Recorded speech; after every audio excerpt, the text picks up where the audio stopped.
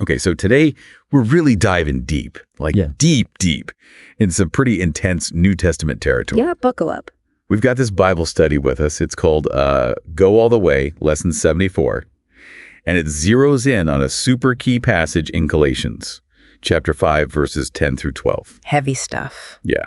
And this is like, think of it as our fast track to understanding this whole critical moment where the very essence of Christian belief was being debated, defended. Right, absolutely. And this isn't just like ancient history, It really gets to the core of how we understand salvation even today. For sure. The setting here is we've got Paul writing to these early believers in Galatia, and they were, as our study points out, they were under some serious pressure from this group, the Judaizers. Okay, Judaizers. Now, that's a term we hear pop up.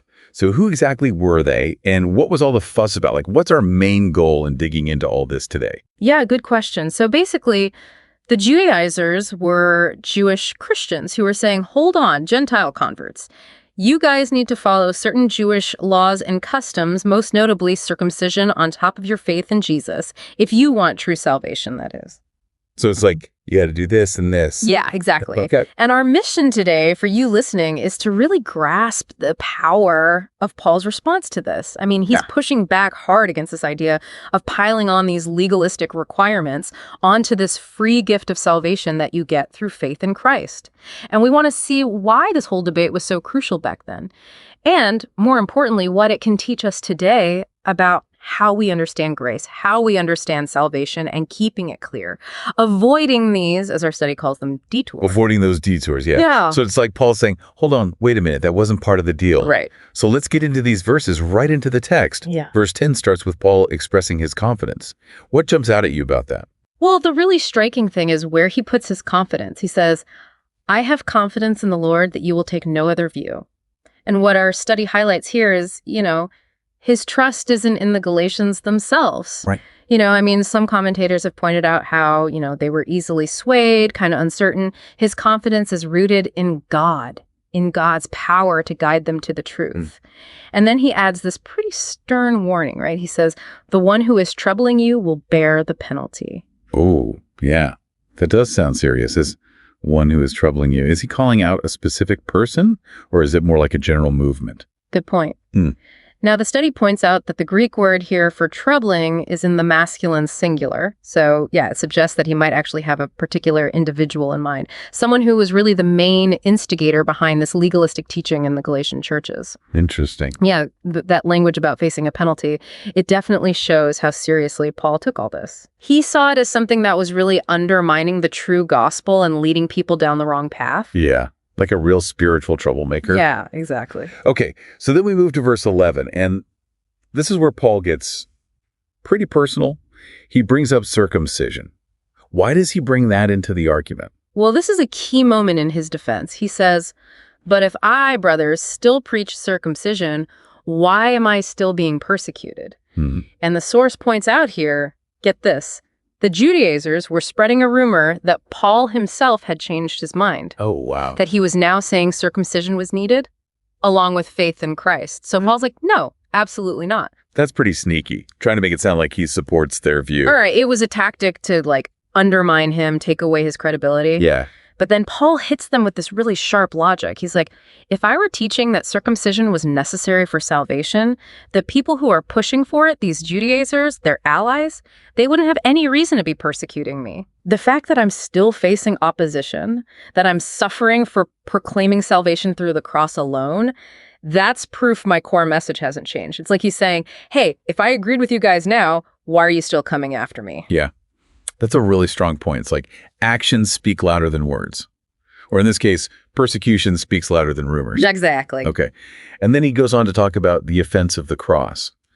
Now, what exactly was so offensive about the cross in this context? Well, the key here is understanding why the cross was seen as offensive. Our source quotes Kenneth West, who explains that the cross was a huge stumbling block for a lot of Jewish people because it basically implied this radical freedom from the Mosaic Law as a requirement for salvation. Right. So if you start saying, oh, but you also need circumcision, it's like you're diluting the whole message of the cross. You're saying it's not just a free gift through faith. You have to do stuff to earn it. So they were trying to kind of soften the blow of the gospel. Make it more palatable. Yeah, exactly. And John Sarragan, he's also quoted in the study. He makes this really important point.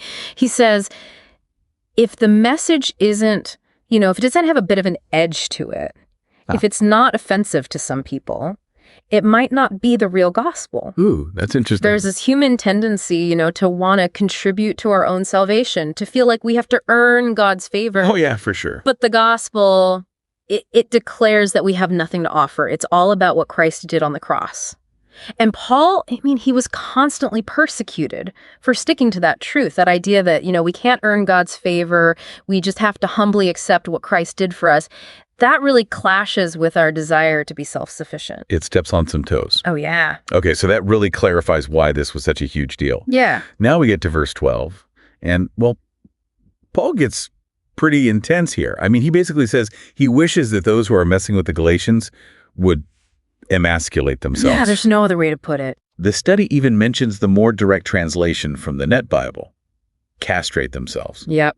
Paul doesn't hold back. That is strong language. It is. It's meant to be shocking. Yeah. And the study gives us, several different ways to understand what he might have meant by that. Okay, so let's unpack those interpretations. What are the possibilities here? Well, one way to look at it is as this, really sarcastic, ironic jab. The Judaizers, they were all about circumcision, right? So Paul could be saying, okay, if you're so fixated on this physical act, why not just go all the way like those pagan priests who used to castrate themselves? Oh, wow. So he's using their logic against them. Exactly. The study even mentions the worship of Cybele and Pacinus, where priests would actually do that, castrate themselves. It was an act of devotion. So Paul might be saying, you guys are so obsessed with this outward marker, why not take it to the extreme like those pagans? That's a pretty bold statement. Mm-hmm. But it makes their focus on the physical seem kind of absurd. Right. But it's probably more than just a jab. There's likely a deeper symbolic meaning, too. Another interpretation is that it's about spiritual impotence.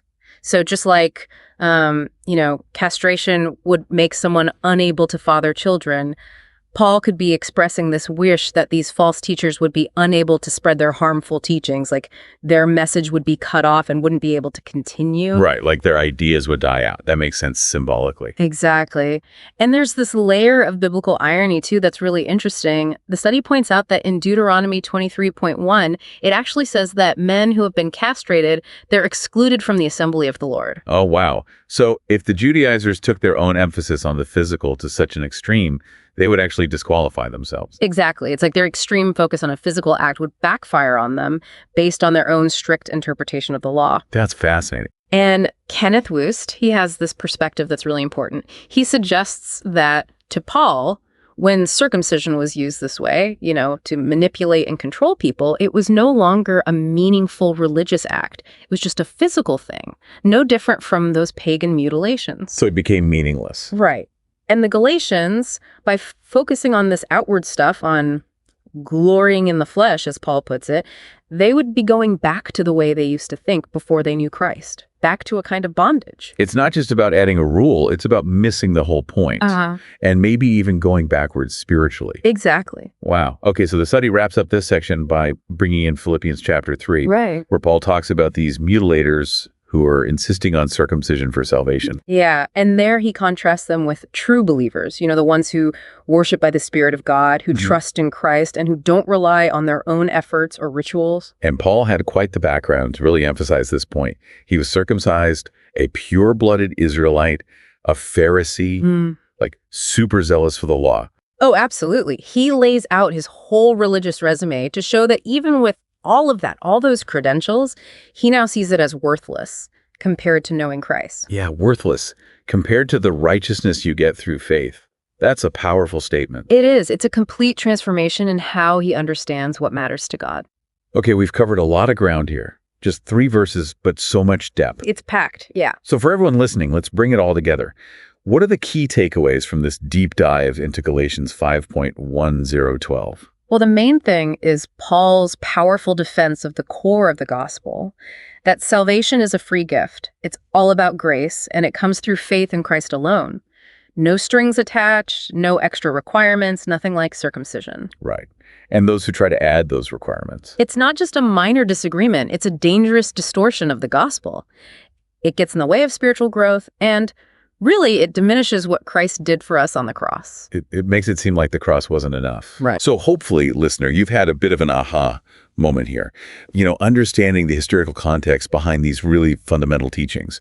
And, Paul's strong language, even shocking at times, it really shows how seriously he took protecting the truth of the gospel. It does. And it leads us to ask ourselves some important questions today. How do these arguments against legalism play out in our lives now? Are there modern-day Judaizers out there, maybe not pushing circumcision, but other rules, expectations, behaviors, things that they say are necessary to be a true Christian? That's a good question. And how can we make sure we're staying on that track of grace? Right. How can we avoid being led astray by those persuasive messages that ultimately try to take away from the power and sufficiency of Christ?